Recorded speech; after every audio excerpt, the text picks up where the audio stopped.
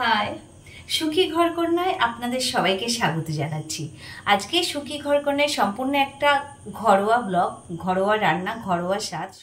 আজ আমি রান্না করব রুই কুমড়ো।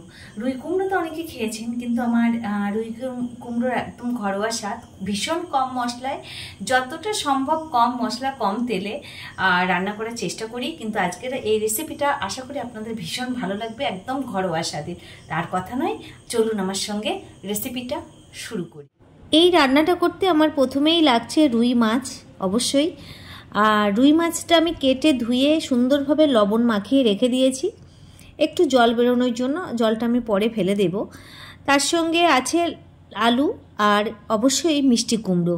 মিষ্টি কুমড়োটা এরকম সুন্দর পাকা একটা কুমড়ো নেবেন, খুব সুন্দরভাবে একটু রান্না করলেই দেখবেন দারুণ টেস্ট হয়।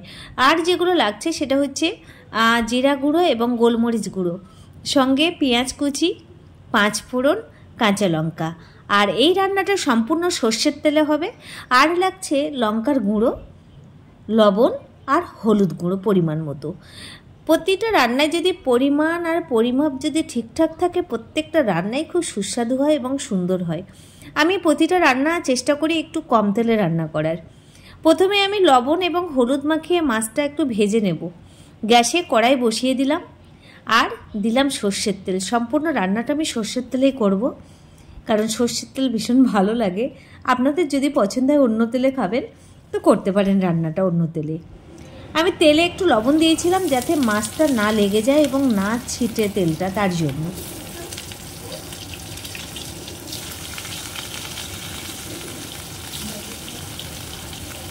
একের পর এক এইভাবে আমি মাছগুলো তেলে দেব ধীরে ধীরে, না হলে গায়ে ছিটতে পারে, তেলটা লেগে যেতে পারে, তার জন্য। আপনারা এছাড়াও এই ধরনের কুমড়োর রেসিপি যদি আপনারা করেন, মিষ্টি কুমড়োর, আপনারা ছোট ছোট মাছ দিয়েও করতে পারেন। সেম প্রসেস, বড় মাছ না দিয়ে ছোট মাছ, মৌরালা মাছ, চিংড়ি মাছ, গলদা চিংড়ি বা কাঁকড়া, যা যা খুশি, সুন্দর টেস্ট হয়। আমি মাছটা ভেজে নিলাম, মাছ ভাজা হয়ে গেছে। কড়াইয়ে আরেকটু তেল দিয়ে দিলাম গোটা জিরে, অর্থাৎ সাদা জিরে। এরপরে আমি কুচানো যে পেঁয়াজ ছিল সেই পেঁয়াজ দিলাম। আমি ওই 2খানা পেঁয়াজ কুচিয়ে নিয়েছি, একটু পরিমাণ মতো। আপনারা এইভাবে পরিমাণটা বুঝে নেবেন, দেখবেন সব কিছু পারফেক্ট হবে এবং খুব সুন্দর টেস্ট হবে। একদম কম সময়ে ইজিলি, যে সব সময় মাছের ঝোল, মাছের কারি, মাছের কালিয়া খেতে হবে এমন কোনো কথা নেই। দিলাম আমি আলু এবং কাঁচা লঙ্কা। ওই পেঁয়াজে একটু ভেজে নেব ঢাকা দিয়ে হালকা আঁচে, আলুটা একটু সেদ্ধ নরম হবে। তার সঙ্গে আমি দিয়ে দিলাম কেটে রাখা মিষ্টি কুমড়ো।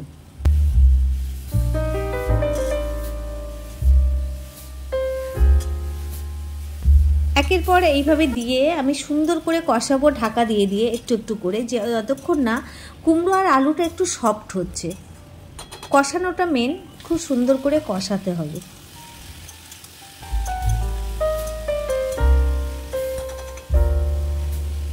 দেখেছেন কি সুন্দর একটু একটু করে নরম হয়ে যাচ্ছে।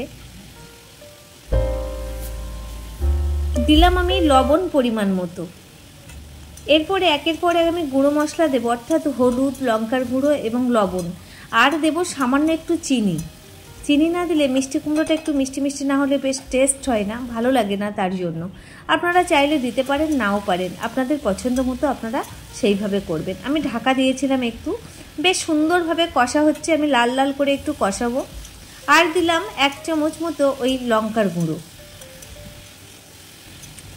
কাঁচা লঙ্কাটা সুন্দরভাবে কেটে যদি তেলে দেওয়া যায় খুব সুন্দর হয়। যেহেতু আমার ছোট ছেলে আছে তার জন্য আমি দিইনি। দিলাম আমি গরম জল পরিমাণ মতো। সেদ্ধ হওয়ার মতো যতটা জল দরকার কুমড়ো আর আলু, ঠিক আমি ততটাই জল দেব। আপনারা ওই 500 কুমড়ো আর 4টে আলু যদি হয়, ওই 500 গ্রাম বা 600 গ্রাম মতো জল লাগবে সেদ্ধ হওয়ার জন্য।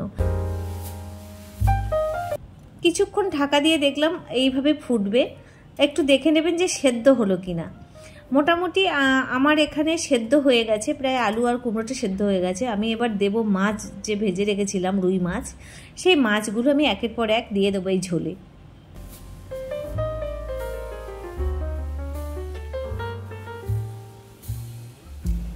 দুপুরের মধ্যবিত্তের ঘরে দুপুরের এরকম পাতে যদি এরকম একটা রেসিপি পড়ে, একটা তরকারিতে কিন্তু ভাত খাওয়া হয়ে যাবে, আমি বললাম। কারণ এটা সত্যি কথা, একটা তরকারি হলে আর কিছু লাগে না। আর সবসময় যেটা বলছিলাম, মাছের কালিয়া, মাছের ঝোল, মাছের রসা, এইগুলো সবসময় না খেয়ে যদি একটু সবজির সঙ্গে মাছ ফেলে দেওয়া হয়, আমাদের শরীরের পক্ষেও অনেক উপকার এবং হেলদি এবং টেস্টি দুটোই। তো যাই হোক, মোটামুটি আমার তরকারি হয়ে গেছে, আর একটু ঝোলটা কমবে, তখন আমি জিরে আর গোলমরিচ গুঁড়োটা দিয়ে দেব। আলু সেদ্ধ হয়ে গেছে, দেখেছেন কি সুন্দর সেদ্ধ হয়ে গেছে। কুমড়োগুলো গলবে না, কুমড়োগুলো শক্ত শক্ত থাকবে। আপনারা এইভাবে ধীরে ধীরে রান্নাটা কমপ্লিট করে নেবেন। ওই 30 থেকে 35 মিনিট মতো সময় লাগবে। আমি রান্না করলাম 6 জনের মতো, মানে এই তরকারিটা 6 জন খেতে পারবে। আমি দিলাম গোলমরিচ গুঁড়ো, একটু বেশি করেই দিলাম। এই রান্নাতে গোলমরিচ গুঁড়োটা একটু বেশ সুন্দর লাগে, দারুণ টেস্ট আনে এই গোলমরিচ গুঁড়ো। ঠিক নামানোর 2-3 মিনিট আগে যদি গোলমরিচ গুঁড়ো দেওয়া হয়, খুব সুন্দর টেস্ট হয়। আপনারা দেখবেন বাড়িতে সুন্দর লাগবে খেতে। তো মোটামুটি রান্না আমার কমপ্লিট হয়ে গেছে, শেষের পথে, একদম শেষের পথেই। দেখুন কি সুন্দর কালার লাগছে, আর ঝোলটাও কমে এসছে। উপর থেকে একটু লঙ্কা ফেলাম, যেহেতু আমি লঙ্কা কম দিয়েছি। আমরা এই লঙ্কাটা খেয়ে নেব বড়রা যারা আছি। তো রান্না কমপ্লিট আমার। আমি এখন বাটিতে ঢেলে তারপরে আপনাদেরকে দেখাচ্ছি কি সুন্দর রান্না হয়ে গেছে। দেখুন সব কিছু সুন্দর, এরকম যেটা একটা তরকারি হলে আর সত্যি কিছু লাগে না, এরকম সুন্দর একটা তরকারি পেলে আর কি চাই, তাই না?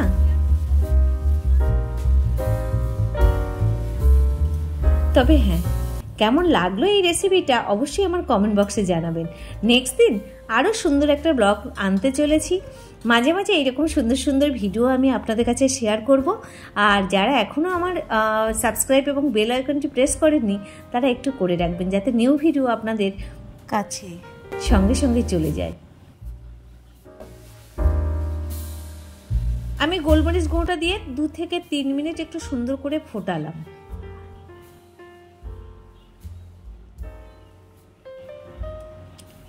রান্না কমপ্লিট, গ্যাসটা আমি অফ করে দিয়েছি।